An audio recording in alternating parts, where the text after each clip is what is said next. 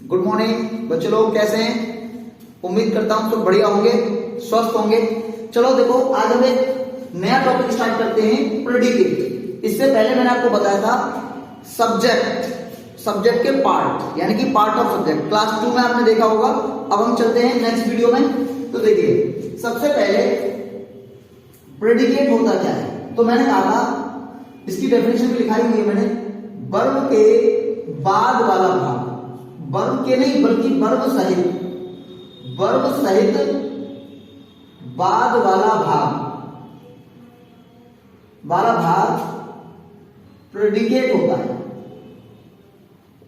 ये तो पता चल गया कि वर्ब के बाद वाला भाग प्रेडिकेट होता है। लेकिन प्रेडिकेट काम क्या करता है?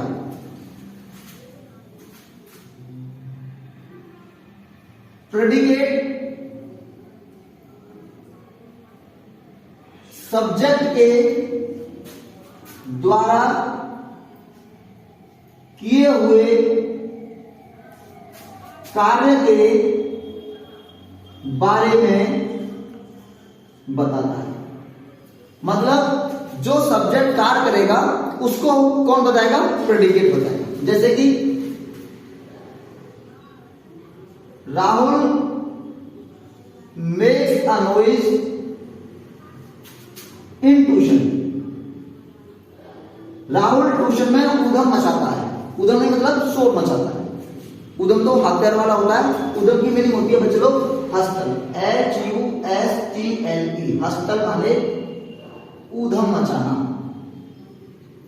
और HUSTLER हस्तलर ऊधमी, यानी कि उधम मचाने वाला। देखिए, Rahul makes a noise in tuition. तो राहुल जो काम कर रहा है वो कौन बता रहा है हमको? किस में पता चल रहा है? प्रेडिकेट। किस में पता चल रहा है बच्चों लोग? प्रेडिकेट में। अब बात आती है, प्रेडिकेट कितने प्रकार से आ सकता है? प्रेडिकेट 6 प्रकार से आ सकता है। 6 प्रकार से आ सकता है। सबसे पहले वर्ब।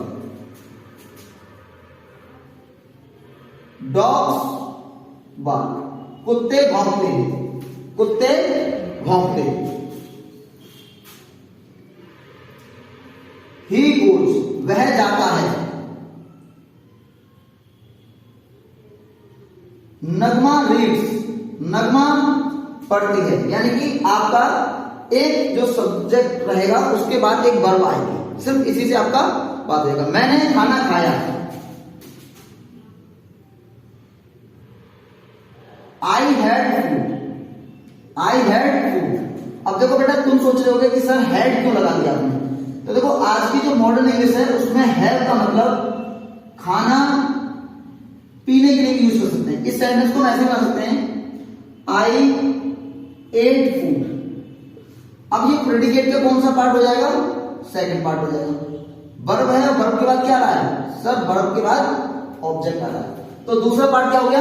एक वर्ब आएगी, उसके बाद एक ऑब्जेक्ट आ सकता है। तीसरे पार्ट में क्या हो सकता है बच्चों लोग? वर्ब होगी और एक डायरेक्ट ऑब्जेक्ट होगा, और फिर एक आपका होगा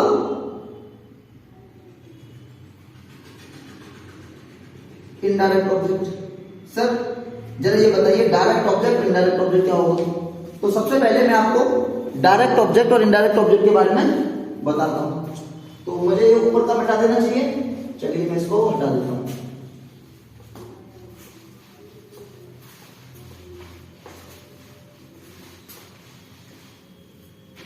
देखिए, direct object. Sir direct object क्या होता है? वर्ब में क्या लगाकर प्रश्न करने पर जो नाउन या प्रोनाउन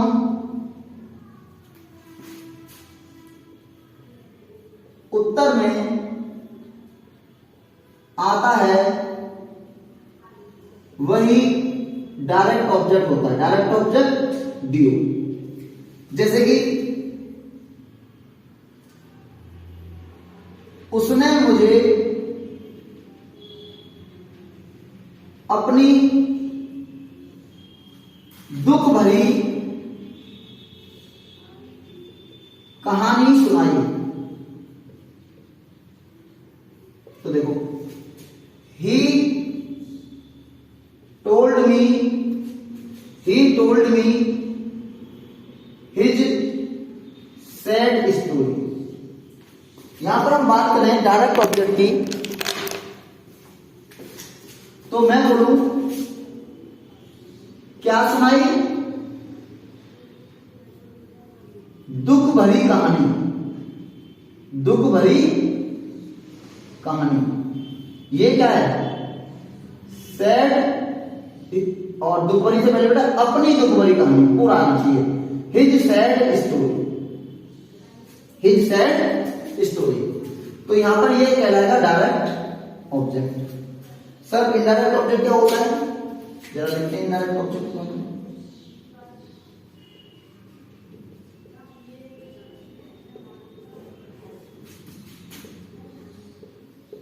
वर्ब में किसको कॉमा किसके लिए प्रश्न करने पर उत्तर में नाउन या प्रोनाउन के रूप में जो उत्तर आता है वही इनडायरेक्ट ऑब्जेक्ट कहलाता है या होता है। तो अब जरा इसमें सुनाएंगे, हम बताएंगे आपको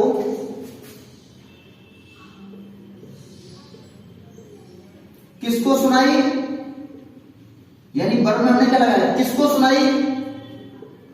मुझे। तो यानी कि यहां पर बच्चे लोग मी क्या है? Indirect object. ये क्या है? Indirect object. देखो इसका एक रूल मैं आपको बता देता हूं। हमने दो रूल पढ़ लिए थे। थर्ड रूल क्या रहेगा? सब्जेक्ट आपने लिखा, वर्ब इधर आएगी। अगर बेटा तुम डायरेक्ट ऑब्जेक्ट को पहले लिखोगे और इनडायरेक्ट को बाद में लाओगे तो आपको बीच में टू और फोर लगाना पड़ेगा।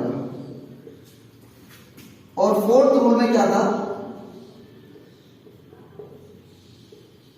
अगर तुमने इनडायरेक्ट ऑब्जेक्ट को पहले लिख दिया है तो फिर बीच में से आपको टू फोर लगाने की जरूरत नहीं है। जैसे कि मैं बताता हूं, नगमा ने he told me his sad story. तो he told his sad story to me. यहां पे क्या गया? To me. तो ये क्या है? सर ये तो डायरेक्ट ऑब्जेक्ट हुआ। कैसे हुआ? क्या सुनाई? अपनी दुख भरी कहानी। किसको सुनाई? मुझको। तो ये क्या हो जाएगा? ये इनडायरेक्ट ऑब्जेक्ट हो जाएगा। अब इस सेंटेंस को अगर मैं दूसरे प्रकार से लिखूं तो he told me his sad story. तो देखिए बच्चे लोग, यहां पर क्या आ रहा है? इनडायरेक्ट ऑब्जेक्ट पहले आ रहा है और डायरेक्ट ऑब्जेक्ट बाद में आ रहा है। तो यदि तुम डायरेक्ट ऑब्जेक्ट को पहले लगाओगे तो आपको टू या फोर, आपको कोई ना कोई प्रीपोजिशन दोनों ऑब्जेक्ट के बीच में लगानी पड़ेगी। लेकिन अगर इनडायरेक्ट ऑब्जेक्ट पहले आएगा तो आपको टू फोर लगाने की कोई आवश्यकता नहीं है। ये बात क्लियर हुई? तो हम इसके 4 पॉइंट कर चुके हैं। सिर्फ 2 पॉइंट और कराइए जल्दी से। चलिए मैं जल्दी से कराता हूं इसके 2 पॉइंट।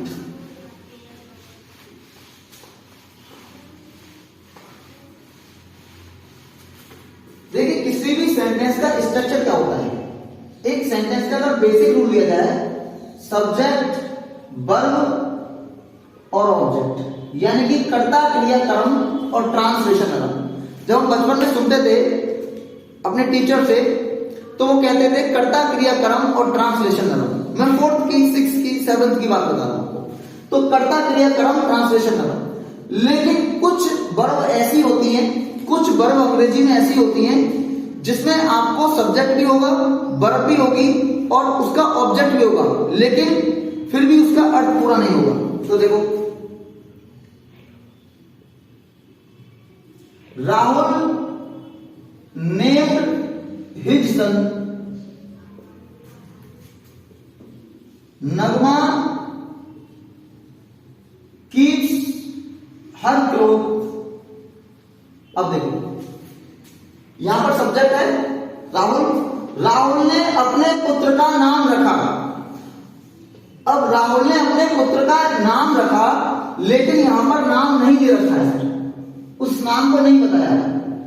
नगमा अपने कपड़े रखती है। अब नगमा अपने कपड़े साफ रखती है, गंदे रखती है, सूखे रखती है, गीले रखती है, हमको क्या पता है? तो हमें यहाँ कॉम्प्लीमेंट देना पड़ेगा। यानी कि अगर सब्जेक्ट का अर्थ, किसी सेंटेंस का अर्थ पूरा नहीं हो रहा है सब्जेक्ट ऑब्जेक्ट वर्ब के बाद भी, तो आपको वहां पे कॉम्प्लीमेंट लगाना पड़ेगा।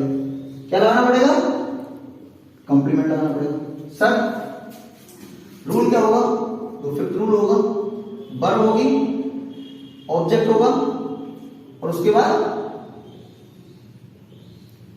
कॉम्प्लीमेंट आएगा। ठीक है भाई। तो राहुल ने अपने पुत्र का नाम रखा। भाई क्या नाम रखेगा अपनी लड़की का? पता? अरे बोल भाई। तो तुषार। नालायक। मैंने यहां लगा दिया करण, मैंने यहां लगा दिया करण। नगमा अपने कपड़े रखती है क्लीन। तो अब ये अर्थ को, सेंटेंस अपने अर्थ को पूरा करेंगे।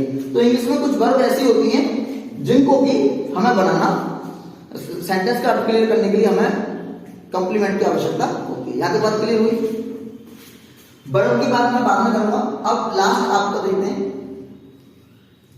अगर सर वर्ब दे दी जाए और कॉम्प्लीमेंट दे दिया जाए तब क्या करेंगे?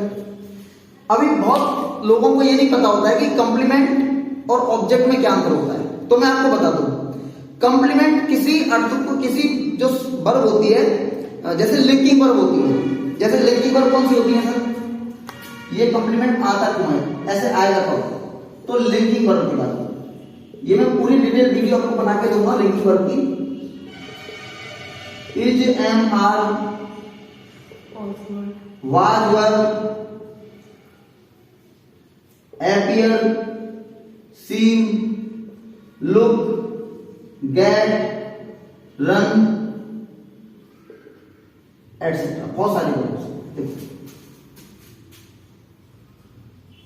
मैं कहूं नगमा इज, मैं कहूं नगमा इज, नगमा है। अब बताइए, नगमा टीचर है, नगमा डॉक्टर है, नगमा सीएस है, नगमा सीए है, कुछ पता चल रहा है? नहीं। तो हमें यहां पर क्या चाहिए? क्या चाहिए हमें यहां पर करने के लिए? आप लोगों को कॉम्प्लीमेंट देना पड़ेगा। नगमा इज कंपनी सेक्रेटरी, सीएस का मतलब कंपनी सेक्रेटरी।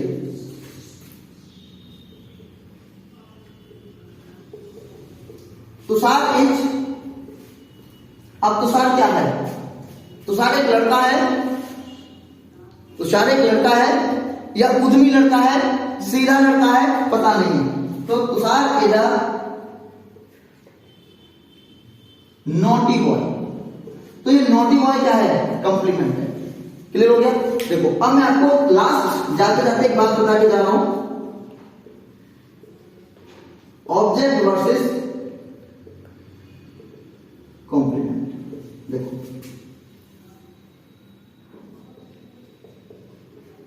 विष्णु